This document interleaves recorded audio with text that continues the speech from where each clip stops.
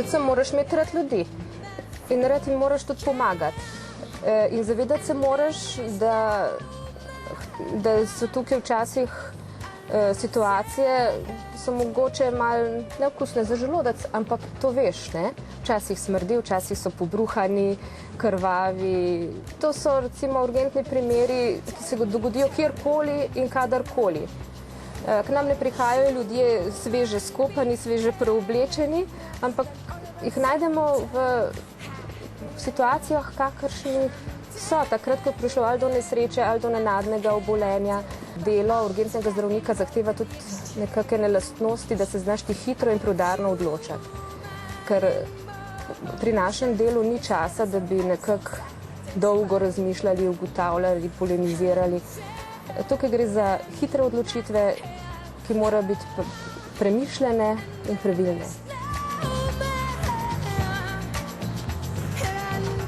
Po končani osnovni šoli potrebno končati eno srednjo šolo, zaželeno gimnazijo ali pa kakšno zdravstveno usmeritev. Potem, kakor vem, so sprejemni izpiti oziroma mora biti matura med uspešnejšimi po končani srednji šoli, na kar se vpišeš na medicinsko fakulteto. Študij traja 6 let, po končani fakulteti in še 2 leti pripravništva, sekundarijata, potem pa lahko začneš samostojno delati kot zdravnik.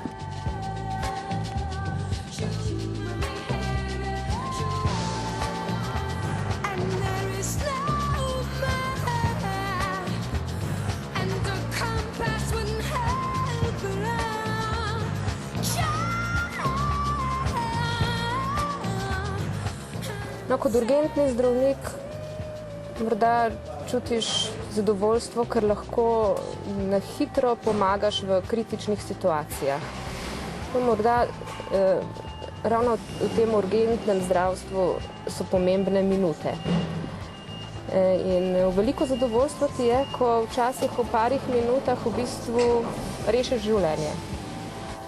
Težko bi govorila o negativnih plateh poklica, ker če nekaj delaš rad, sprejmeš tudi te razlike od ostalih poklicev z dobro voljo in gre.